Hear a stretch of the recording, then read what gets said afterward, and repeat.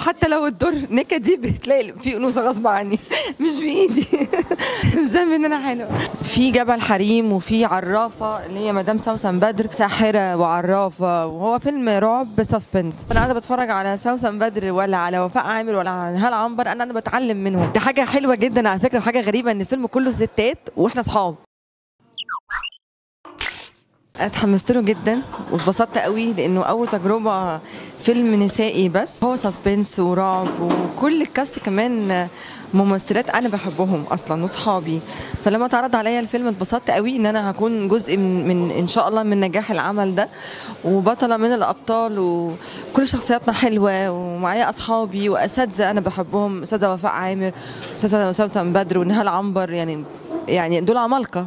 فاحنا لما نكون انا ونسرين ونانسي والهام بنعمل جروب كامل بالشكل ده، يبقى ان شاء الله الفيلم هيبقى حلو قوي.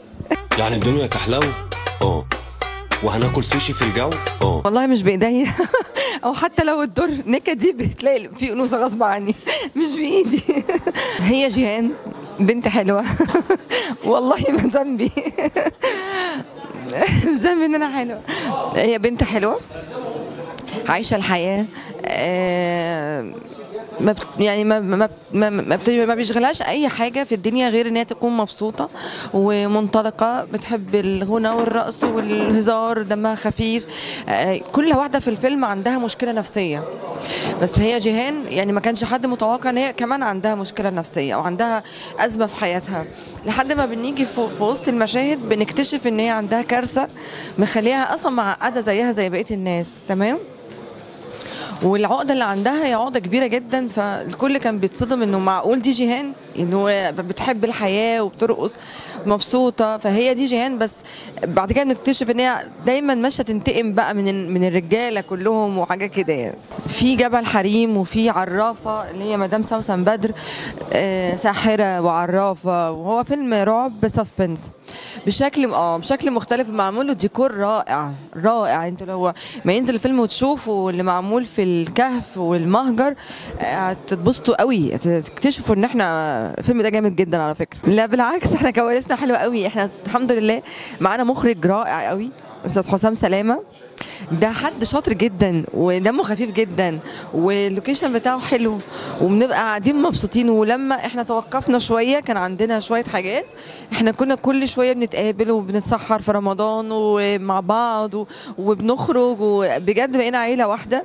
وعايزين نرجع تاني نشتغل، وزعلانين ان احنا ما فضلناش غير النهارده او بكره وهنخلص. بالعكس، هو استاذ حسام مخرج جميل جدا، انا اول مره اشتغل معاه، بس هو حد شاطر قوي وراقي قوي. لا بالعكس، يعني مش موضوع نصايح، لا احنا بنعلي في بعض، فاهمه؟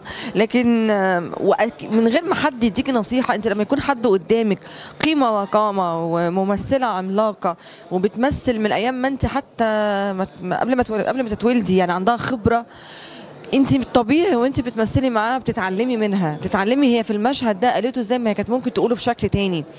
فانا عن نفسي وانا قاعده بتفرج على سوسن بدر ولا على وفاء عامر ولا على نهال عنبر، انا بتعلم منهم مهما انا كنت شاطره، لكن هم عندهم حتت انا اكيد لسه ما وصلتلهاش، لا انا ولا كل الجيل بتاعنا، لان هم اقدم مننا، خبره عننا، اتعرضوا لادوار كتير احنا لسه ما عملناهاش في تاريخنا، فاكيد احنا واحنا بنشتغل معاهم بنتعلم منهم. لا ده حاجه حلوه جدا على فكره، وحاجه غريبه ان الفيلم كله ستات واحنا اصحاب.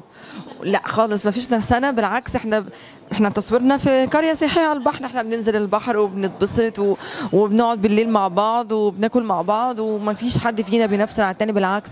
ممكن حد مثلا انا اقول لنانسي حاجه، هي مثلا تقول لي حاجه، يعني احنا الشباب بنفضل يعني اكيد احنا مش هنقول لوفاء عامر قولي، يعني لا، بس احنا الشباب نانسي صلاح والهام ونسرين وانا، لا ممكن نقول ايه، لا قوليها كده، بنبقى عايزين احنا ننجح بعض.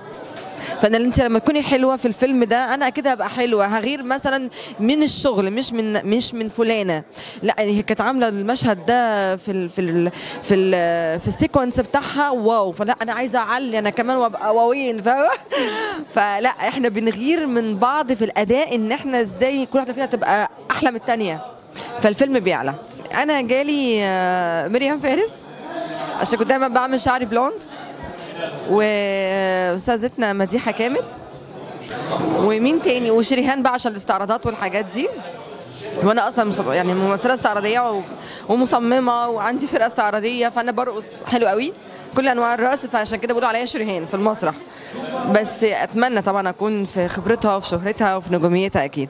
بس فعلى الشكل بقى زي ما قلت لك مديحه كامل ومريم فارس، ومش فاكره مين تاني والله، شويكار. الشكل مديحه كامل ومريم. اتعرض عليا زمان، عارفه ايه، فاكره في مسلسل تحيه كاريوكا كانت مدام وفاء عامر هي البطله، كنت المفروض هعمل ساميه جمال عشان السمار والرقص والكلام ده، بس ما حصلش نصيب. عندي مسلسل هو 15 حلقه برضو بطوله جماعيه، انا وثروت وتوني ماهر وملك اورا وكريم عفيفي واحمد تهامي بس وابرام، بس احنا بس اللي ببطال.